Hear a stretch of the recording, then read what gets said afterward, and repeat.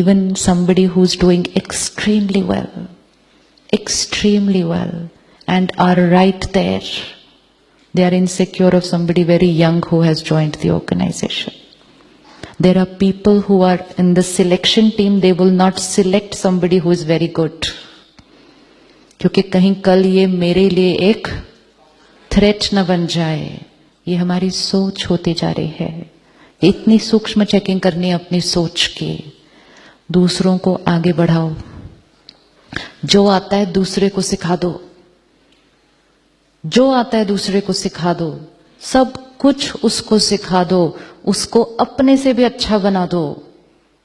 क्या मिलेगा रिटर्न में? क्या मिलेगा रिटर्न में? एक है मेरे को जो आता है.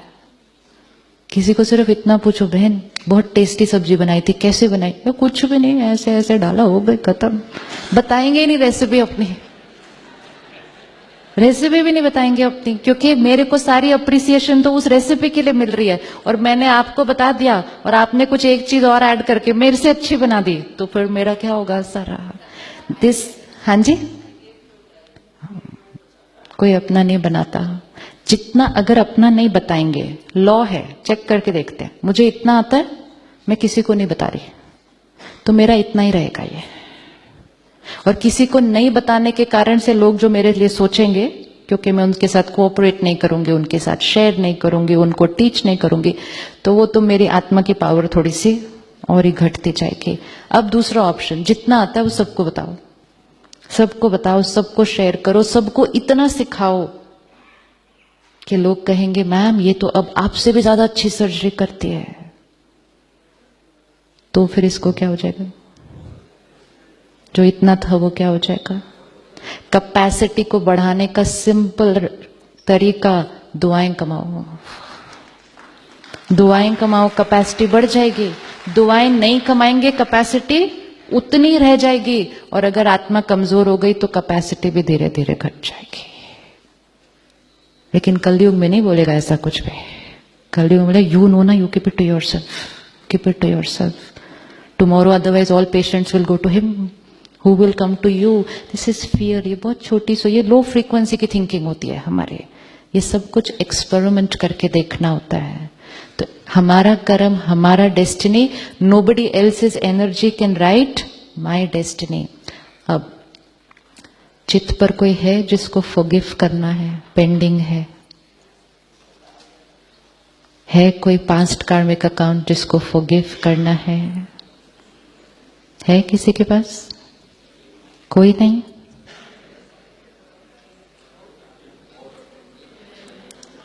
बहुत सारे नहीं होंगे भाई साहब, एक दो ही होंगे ज्यादा इंपॉर्टेंट वाले. तो जिनके लिए हम अभी भी थोड़ा सा सोचते हैं.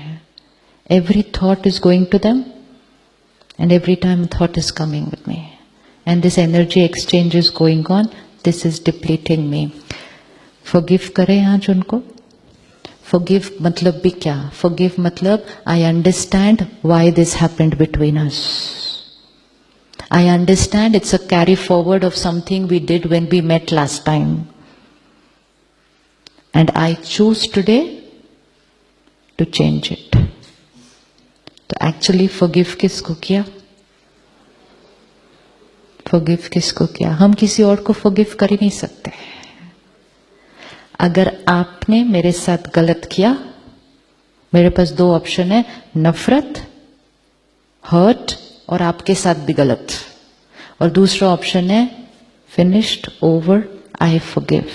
मेरे आई फॉरगिव बोलने से उनके कर्म का कॉन्सिक्वेंस उनके पास आएगा, ये बंद होने वाला नहीं. उनके कर्म का कॉन्सिक्वेंस तो उनके पास आएगा ही. लेकिन आई फॉरगिव मतलब I am not going to hold on to any negativity. So I actually forgive myself. We are no one to forgive anybody else. No one. Forgiveness has to be for the self, जिससे हमारा मन light रहेगा और हमारा शरीर. जितने लोग आपके पास इलाज कराने आते हैं ना, उनको एक चीज जरूर बताएं, जो पुरानी बातें पकड़ के रखे, छोड़ो. यहां से ब्लॉकेजेस हटने नहीं वाली है जब तक यहां से नहीं हटेंगे. यहां ब्लॉकेज है, पकड़ के रखी है, पुरानी बातें पकड़ के रखी हैं। आप यहां से ब्लॉकेज हटा भी देंगे, थोड़े साल के बाद यहां से रेडिएट करते करते करते वो ब्लॉकेज फिर बन जाएगी। इसीलिए मेजोरिटी चीजों में हम कहते हैं एक बार हुआ, हो सकता है 5-6 साल बाद फिर से हो जाए। क्यों? क्योंकि आप जो ब्लॉकेज हटाते हैं वो शरीर से हटाते हैं, लेकिन ब्लॉकेज मैनिफेस्ट जहां से होती है वहां से अगर हटा दें तो फिर वो वापस कभी नहीं आएंगे। इसलिए जो आपको परसों बताया सबने कि आप डॉक्टर नहीं डबल डॉक्टर बनकर जाएंगे। उनका इलाज ऐसा करें जो आपको कॉन्फिडेंस हो कि ये वापस कभी नहीं आएंगे हमारे पास। अगर आप चाहते हैं कि वो वापस कभी ना आए तो क्या चाहते हैं? क्या चाहते हैं? ऑफ कोर्स हर एक की शुभ भावना होती है, नहीं है हर एक, everyone is working so hard, लेकिन फिर टेम्पररी इलाज क्यों, परमानेंट इलाज करके भेजते हैं ना, कि ताकि वो कभी भी वापस न आए। सिर्फ 1 मिनट लगेगा हर पेशेंट को ये एक्सप्लेन करने में कि यहां से सब असर यहां हो रहा है, यहां का इलाज मैं करूंगा, यहां का इलाज आप करो साथ साथ अपना। इसको क्लीन करो, लोगों को क्षमा करो, पुरानी बातों को खत्म करो, गुस्सा करना बंद करो, आपको मेरे पास कभी नहीं आना पड़ेगा वापस। कलयुग में आप एक चीज याद रखिएगा, 2 प्रोफेशन है जो बिल्कुल सिक्योर है, और किसी भी बिजनेस में दुनिया में उतार चढ़ाव आ सकता है। एक डॉक्टर और एक jurist will only do very well in कलयुग, लेकिन सतयुग में ये दोनों प्रोफेशन नहीं होने वाले हैं। सतयुग में तो डॉक्टर कैसे हो सकता है, और सतयुग में वकील भी कैसे हो सकता है, लेकिन कलयुग में ये दोनों प्रोफेशन, इसलिए ये 2 प्रोफेशन को तो बिल्कुल इनसिक्योर है। एंड यू कैन सी ना कितना फास्ट रीति से बढ़ती जा रही हैं चीजें, in spite of having so much technology, इतने इलाज, लेकिन फिर भी बीमारियां बढ़ रही हैं, कॉम्प्लिकेशंस बढ़ रही है, जिस एज पे चीजें हो रही हैं वो बढ़ रही हैं। क्यों? क्योंकि यहां कॉम्प्लिकेशंस बढ़ रहे हैं, यहां जीवन मुश्किल हो रहा है, तो यहां बढ़ता ही जाएगा फिर वो।